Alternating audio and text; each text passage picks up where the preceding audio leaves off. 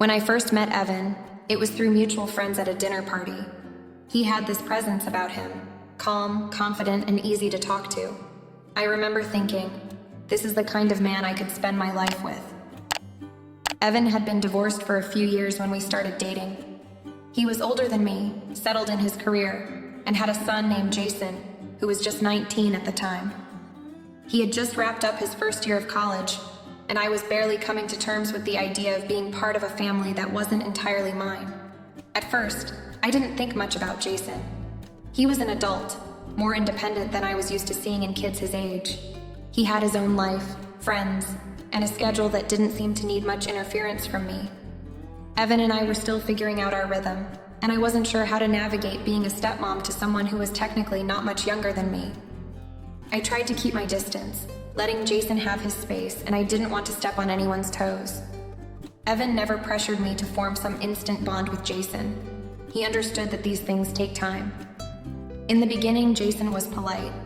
We'd exchange pleasantries when we saw each other, but I mostly kept to myself, focusing on building my life with Evan.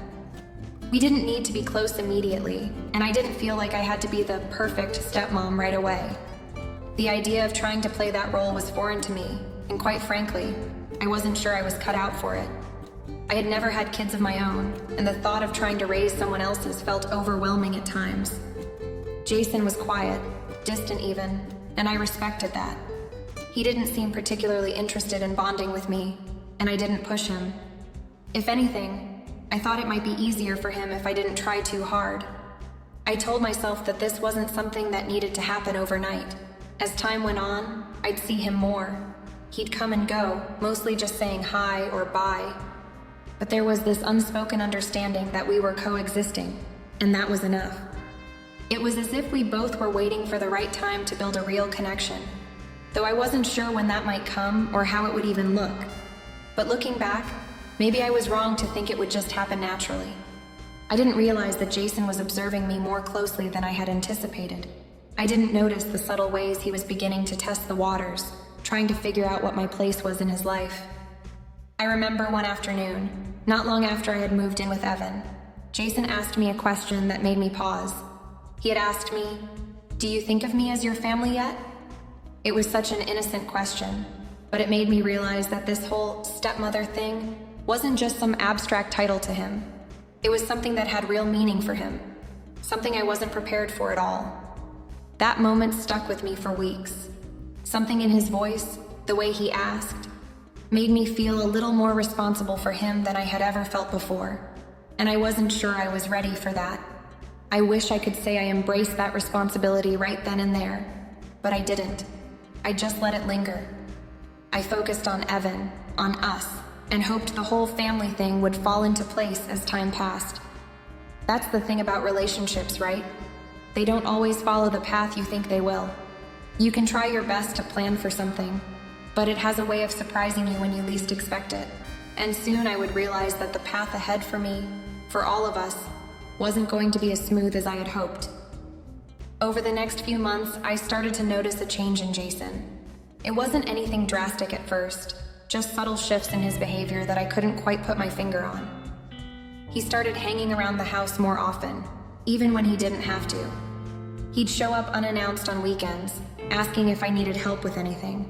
At first, it seemed like a nice gesture, and I appreciated his willingness to lend a hand. I had always thought of him as distant, so it was a pleasant surprise to see him take an interest in spending time with me, even if it was just helping me with some household chores. It was little things, like offering to take out the trash or offering to cook dinner when Evan was tied up with work. Jason had a way of looking after things that made me feel appreciated, but soon, I started noticing that it wasn't just about helping out. He began staying around longer, asking questions that felt a little more personal than the usual small talk.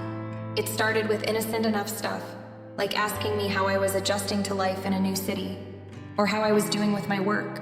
But as the weeks passed, the questions got more layered. He seemed genuinely interested in me, in my thoughts, my feelings. It felt as if he was looking for some kind of connection with me beyond the surface level. I was flattered at first, honestly. It felt nice to be wanted, to be seen. Jason wasn't the kind of person who typically opened up, so when he did, I thought it was a positive sign. But then I began to feel a little uncomfortable.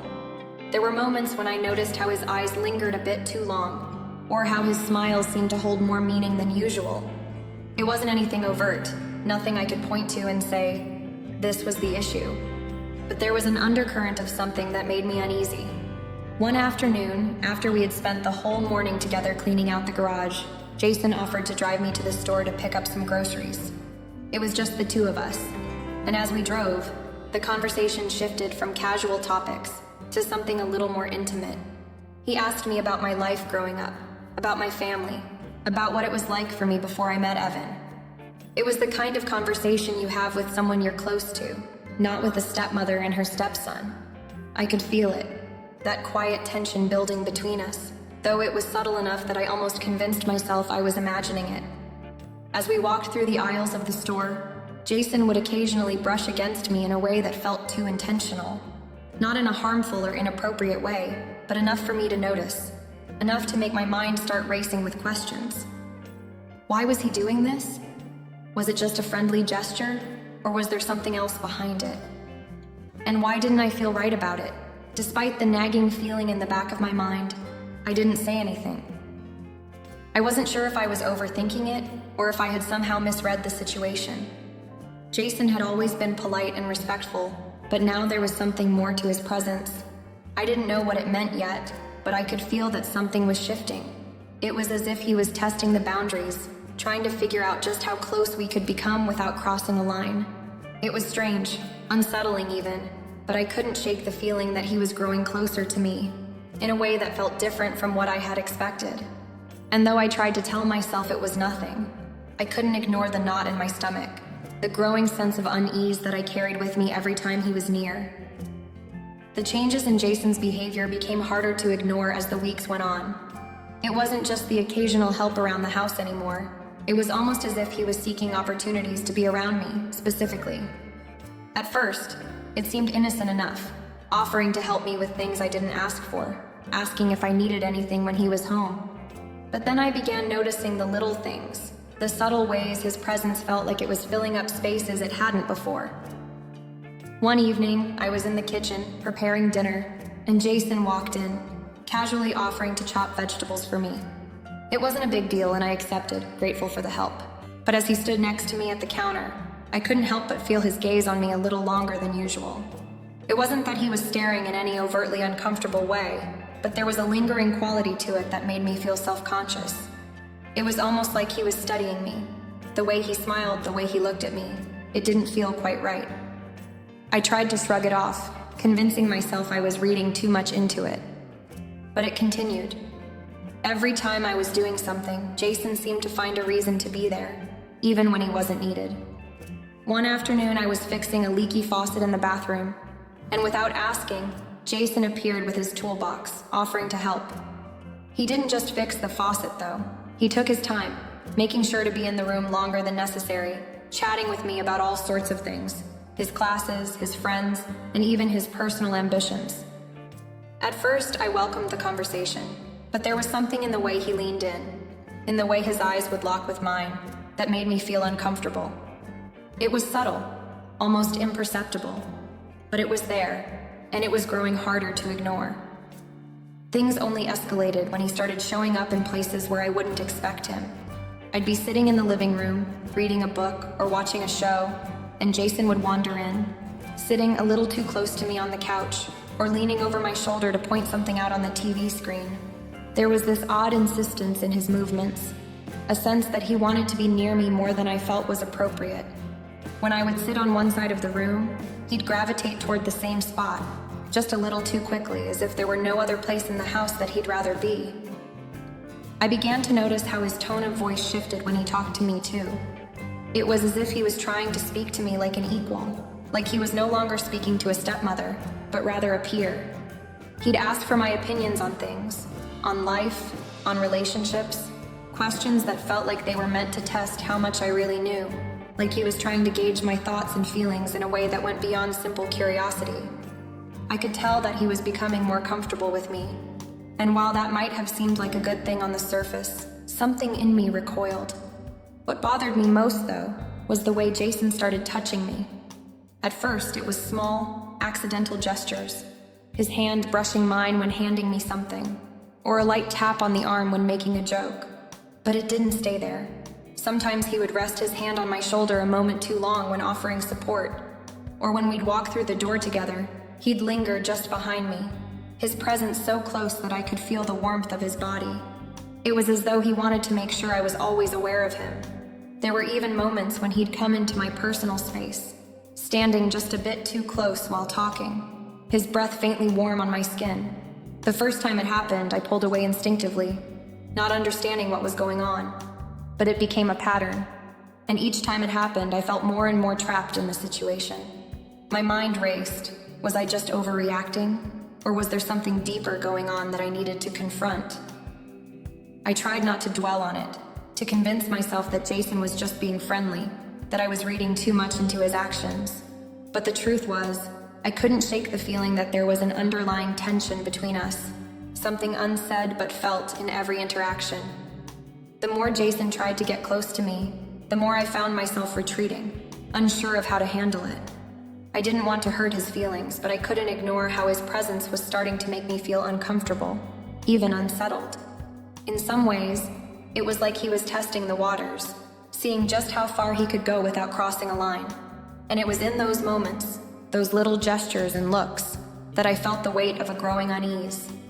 I had no idea how to navigate this new dynamic, but I knew I couldn't keep ignoring it.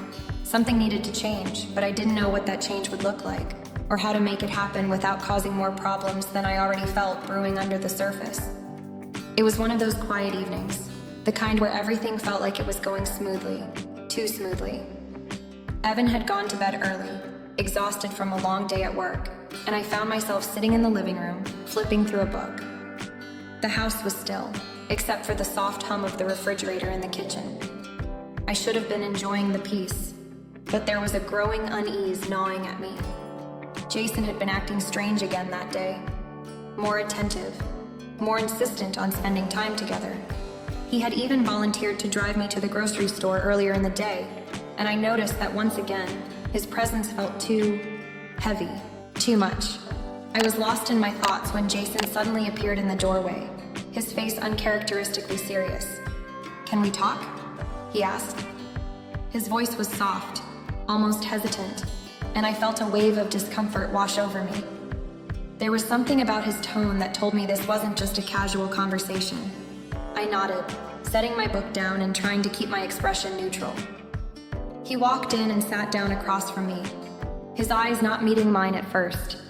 He shifted in his seat, like he was trying to find the right words. For a moment, there was silence between us, thick and awkward. I couldn't bring myself to speak, afraid that if I said anything, I would shatter the delicate, unspoken balance we had, even if it felt wrong. Finally, Jason spoke, his words tumbling out in a way that seemed both rushed and nervous. "I don't know how to say this, but I've been feeling something I can't ignore anymore," he said, his eyes now meeting mine with an intensity that made my stomach twist. "I know you're my stepmother, but lately I don't know how to explain it. I just feel this connection with you, like we're more than just family." I froze. My heart dropped and my body went cold. His words hung in the air like a heavy cloud, suffocating any rational thought I had left. I tried to breathe, to steady myself, but my hands trembled. I could hear the sound of my own pulse in my ears, deafening. Jason continued, oblivious to the panic rising within me. "I don't want to make this weird, but I can't help it. It's like, every time I'm around you, I just feel this pull, like we're connected in a way I can't explain." He paused, watching me closely, waiting for some kind of reaction. I felt like I couldn't breathe. How had things gotten to this point? How had I allowed it to go this far without addressing it? My mind raced, searching for words, but they didn't come. I could feel the weight of the moment pressing on me, suffocating me. I had no idea how to respond, how to stop this from spiraling out of control. Finally, after what felt like an eternity, I managed to speak, my voice shaky. "Jason, what you're saying, it's not okay. You're my stepson. You need to understand that there are boundaries here. lines that shouldn't be crossed. My words were firm, but my heart was breaking. I had never thought I would have to say something like this, especially not to him. But it was clear now that things had gone too far. He looked at me, his face a mix of confusion and hurt. I didn't mean to make you uncomfortable, I thought maybe you felt the same way. I shook my head, my chest tight with emotion. No, Jason, I don't feel that way, and you need to respect that. You need to understand that this, whatever you're feeling, isn't right. We can't be anything more than family. There was a long, painful silence as Jason processed my words. His face reddened, and for a moment, I thought he might say something more, something to convince me that it wasn't what it seemed. But instead, he stood up, his eyes darting around the room as if he didn't know where to go next. I'm sorry, he muttered, his voice barely audible. I didn't mean to make things weird.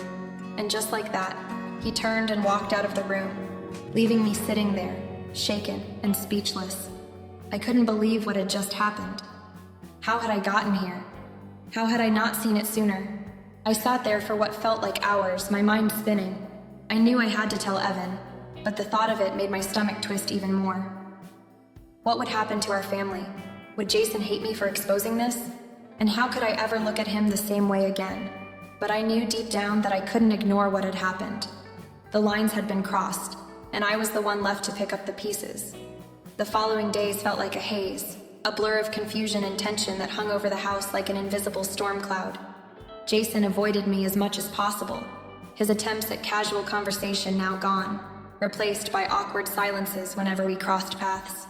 I couldn't blame him for retreating into himself, but I also couldn't shake the feeling that something was broken, something that couldn't be repaired. I found myself awake late at night, my mind racing, unable to turn off the thoughts that had been haunting me since that conversation. What had Jason really meant? Had he been telling the truth, or was he just trying to manipulate me into something that never should have happened? I couldn't help but wonder if I had misinterpreted everything, if perhaps I had been too harsh in my response. Maybe I hadn't given him enough of a chance to explain himself. Maybe I had overreacted. But deep down, I knew I hadn't. I knew that what he said crossed a line, one I couldn't just overlook. I couldn't risk letting something so inappropriate go unaddressed, even if it meant putting a strain on the delicate dynamic we had built. I had to stand firm, for my own peace of mind and for the sake of our family. But the weight of that decision was starting to feel heavier by the day. The hardest part, though, was keeping this from Evan. I hadn't told him yet, and the guilt of hiding this from him felt suffocating. I could imagine the hurt on his face when he found out, the disappointment in his eyes. Would he believe me? Would he see this as something I couldn't control?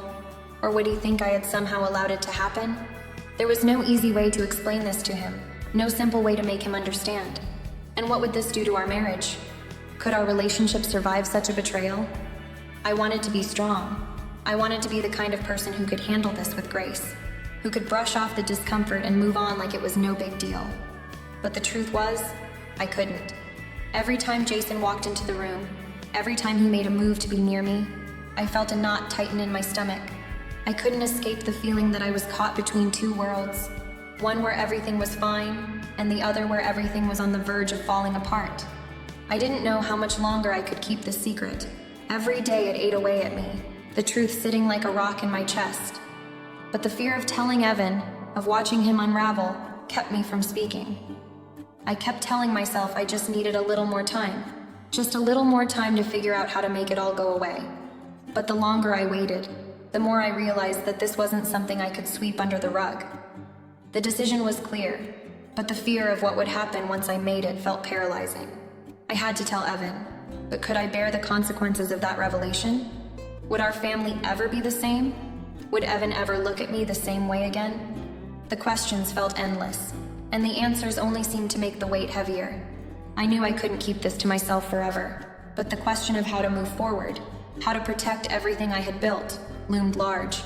And the longer I waited, the more the uncertainty threatened to swallow me whole. The next day, after what had happened the night before, Jason came to me with an expression I hadn't seen before. His face was pale, his posture slouched. He seemed smaller somehow, like the weight of the previous night's conversation had crushed his confidence. He stood in the doorway for a moment, unsure of what to say, as if he was wrestling with something inside himself. "Rebecca," he started quietly, his voice softer than usual. "Can we talk?" I looked up from the book I had barely been able to focus on. My heart skipped a beat, and I froze for a second, trying to gauge what was going on in his mind. I had no idea what he was going to say, but I was already preparing myself for the worst. I didn't respond right away, but I nodded slowly, gesturing for him to sit. I had no idea what he expected from me now, but I knew I had to keep my composure. Jason sat down across from me, his eyes avoiding mine. His hands were fidgeting in his lap, twisting together in a way that made me feel like he wasn't sure how to make things right. He opened his mouth to speak a couple of times, before finally managing to get the words out. "I've been thinking about everything. About what I said last night," he began, his voice shaky, as if the weight of the confession was still heavy on him. "And I think I misinterpreted things. I don't know what came over me, but I was wrong. I didn't mean to make you feel uncomfortable or make things awkward between us." He trailed off, and for a brief moment, I thought he might actually break down. He looked so lost, like he didn't even recognize the person he had become. I didn't know how to react. I had been steeling myself for an apology, but hearing it out loud, watching him struggle with it, somehow made it all feel even more surreal. Part of me wanted to believe him, to think that he truly hadn't understood the gravity of what he had said the night before. Maybe it was just a passing moment of confusion. Maybe it was a misguided attempt at closeness. But no matter how he framed it, the truth was still the same. He had crossed a line. "I'm sorry," he repeated, his eyes now meeting mine with a desperate sincerity that made my stomach twist. "I never meant to make you feel like you were anything more than my stepmom. I don't know why I said that. It's just, I've been feeling all these emotions lately, and I thought I felt something real. Something real between us.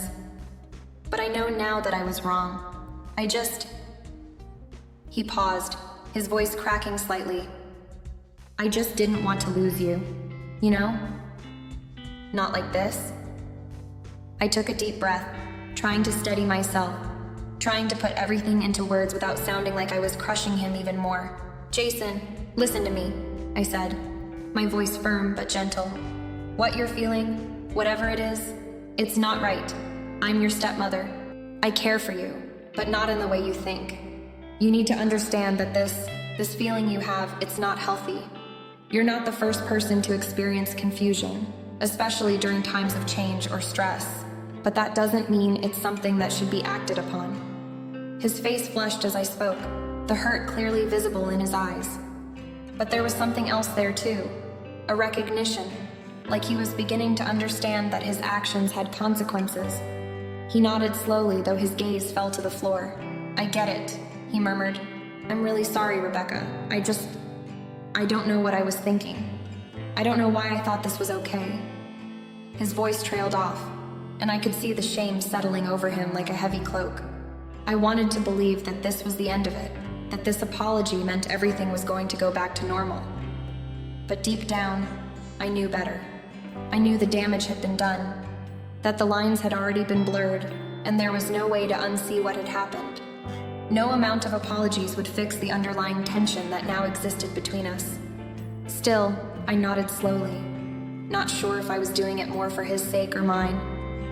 "I'm glad you understand," I said softly, "but I need you to respect the boundaries that are in place. This can't happen again. Not ever." Jason nodded again, but there was a sadness in his eyes that I couldn't ignore. He stood up, his shoulders sagging, and walked toward the door, stopping to glance back one last time before he left the room. "I'm really sorry, Rebecca. I hope you can forgive me." As the door clicked shut behind him, I sank back into the chair, my heart heavy with the weight of it all. I wasn't sure if I could forgive him, not yet anyway. But I knew one thing for certain. Nothing would ever be the same again. It had been weeks since Jason's unsettling confession, and every day had felt like a slow descent into a kind of emotional paralysis. The tension in the house was palpable, even though we all tried to act like everything was fine. Jason had withdrawn, keeping to himself as much as possible, and I had buried myself in trying to maintain a sense of normalcy, desperate to avoid addressing the issue that was suffocating me. But the truth kept pushing to the surface, demanding to be confronted. I knew that I couldn't continue pretending. That evening, as I watched Evan settle in for the night, his tired eyes scanning through his emails, I realized that the moment had come. I couldn't delay it any longer. My heart pounded in my chest, each beat echoing my growing anxiety. I felt the weight of the words I had been holding inside for so long, and yet I knew that keeping them to myself any longer would destroy everything. I stood up, my knees unsteady, and walked toward him. The closer I got, the more the air around me seemed to thicken, the room growing smaller, my thoughts racing. I cleared my throat, my voice barely audible at first. "Evan, we need to talk." He looked up from his laptop, his expression weary but warm. "Sure, babe. What's going on?" I hesitated, my mind swirling with all the things I needed to say, all the things I had rehearsed in my head but couldn't quite manage to bring to life. How could I even begin? How could I explain something so painful, so confusing, without shattering the life we had built together? "Evan, it's about Jason," I started, my voice trembling despite my best efforts to remain calm. "Something happened, something I don't know how to explain, but I need you to listen to me." His brow furrowed, his usual warmth replaced by concern. "What do you mean? What happened with Jason?"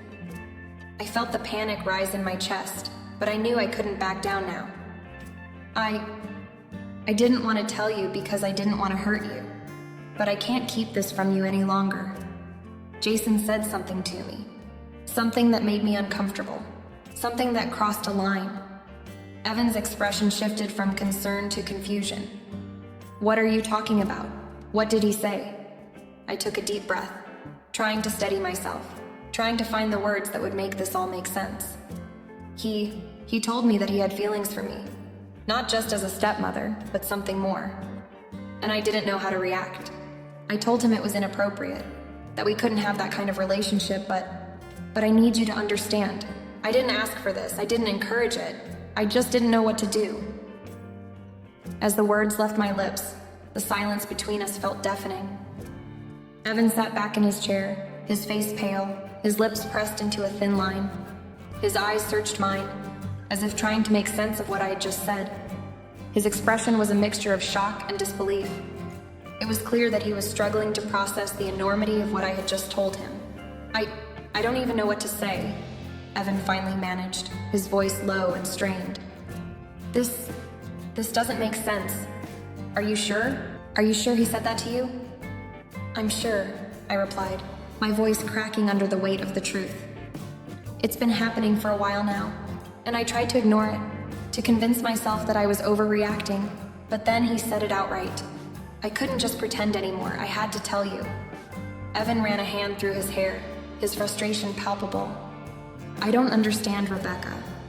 Why wouldn't you have told me sooner? Why let it go on like this?" I felt a stab of guilt. "I didn't know how to tell you, Evan. I didn't want to hurt you, and I didn't want to cause any more problems between us. But I see now that keeping it to myself wasn't the right thing to do." He stood up abruptly, pacing the room as his emotions seemed to churn just beneath the surface. "This is unbelievable. I don't know what to think. I'm angry, but I'm I'm hurt, Rebecca. I can't believe you didn't come to me sooner. We're supposed to be partners. We're supposed to trust each other." "I know," I whispered, tears welling up in my eyes. "And I'm so sorry. I never wanted to hurt you. I just didn't know what to do." Evan stopped pacing and turned to face me, his eyes searching mine for some kind of explanation, some kind of reassurance. But there was no simple answer. There was nothing that could fix the mess that had been made. After what felt like an eternity, he finally spoke again, his voice barely above a whisper. "I need to talk to Jason. I need to understand why he would do something like this. I need to hear it from him." I nodded, feeling a lump form in my throat. "I know. I think you should." The silence that followed was suffocating. I had done what I needed to do. I had told Evan the truth, and now everything was about to change.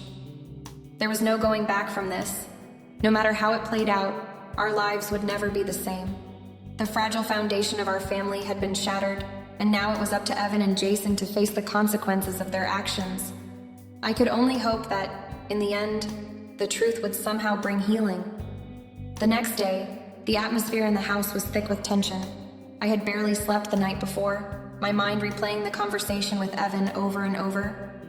I knew he was hurt, but I also understood his need for answers. There was no escaping the reality of what had happened. Jason had to be confronted, and that would be the hardest part. Evan wasted no time. As soon as he had finished breakfast, he stood up and gave me a brief, tight-lipped look. "I'm going to talk to him," he said, his voice resolute. "This thought needs to be addressed now." I nodded, unable to find the right words. My throat was tight with a mixture of fear and sorrow. I had no idea how Jason would react to Evan's anger, or if he even fully understood the severity of what had transpired. All I could do now was wait. I heard the door to Jason's room open, followed by Evan's firm steps down the hallway. A few moments later, I heard their voices, low and strained. Evan's tone was sharp, demanding an explanation, while Jason's voice sounded smaller, almost defeated. "Jason," Evan said, his voice steady but full of barely contained emotion. "Rebecca told me everything. You need to explain yourself." I couldn't make out every word, but I heard the hesitation in Jason's voice as he began to speak. "Dad, I didn't mean for any of this to happen," Jason stammered. "I don't know what came over me. I thought I was feeling something real, and I was confused." There was a long pause, followed by a quiet sigh. "I'm so sorry. I didn't know how to make sense of it, but I see now that I was wrong. I never should have said anything." Evan's voice hardened. "You don't get to say that, Jason. You don't get to brush this off like it's nothing. You crossed a line you knew better than to cross. Do you even understand what you've done?" Jason's voice cracked slightly as he responded. I know. I understand now. I didn't mean to hurt anyone. I was lost. I never wanted to hurt you or Rebecca or anyone. But I can see how wrong I was." There was a long silence, and I felt myself holding my breath. I couldn't tell if Jason was genuinely remorseful, or if this was just the beginning of a long, painful process. The next thing I heard was Evan's voice, quieter now, but still filled with a quiet fury. "Jason, you've broken something here. I don't know how we can move past this. You need to understand that you've hurt your mom and you've hurt me. You need to face that. You need to fix this, or there will be consequences." I could hear Jason's soft, desperate apology through the door, but Evan's tone remained resolute. "I can't just forget this, Jason. You've betrayed my trust, and you've hurt Rebecca. I don't know how we rebuild from here." I felt tears start to well in my eyes. Part of me wanted to rush into the room, to somehow fix things, but I knew this was something only they could work through together. Jason's actions had shaken our entire family, and it was going to take time before anything could even begin to heal. After a few more tense moments, the door opened, and Jason emerged from his room, his face pale and eyes swollen. He looked as though he hadn't slept at all, his shoulders hunched in shame. He barely glanced at me before walking past, his steps slow, like he was carrying a weight far too heavy for someone his age. Evan followed him, his expression unreadable, but there was an unmistakable hardness in his features now. He didn't look at me either, his gaze fixed on the floor. The room felt emptier somehow, quieter than it had been before. I waited until I heard Jason retreat to his room before turning to Evan. "How did it go?" I asked softly, afraid of the answer. Evan didn't look at me at first. He stood by the door, his hand resting on the frame as if he needed something to steady himself. "I don't know, Rebecca," he said, his voice heavy with exhaustion. "I don't know what to do with him now. This is a lot. I'm angry. I feel betrayed. But I also feel like there's something deeper going on with him. Something I can't fully understand. I need to think about what happens next." I nodded, feeling the weight of his words settle over me. This wasn't something that could be fixed overnight, and I knew it would take time. Time for Jason to understand the consequences of his actions, and time for Evan and me to figure out how to move forward. We both stood there in the quiet for a long while, neither of us knowing exactly what to say. The future felt uncertain, like we were standing on the edge of something we couldn't fully comprehend. Finally, Evan spoke again, his voice softer now. "We're going to have to rebuild this, but it's not going to be easy. I don't know how." Neither did I. All I could do was hope that with time, honesty, and a lot of work, we could find a way to heal.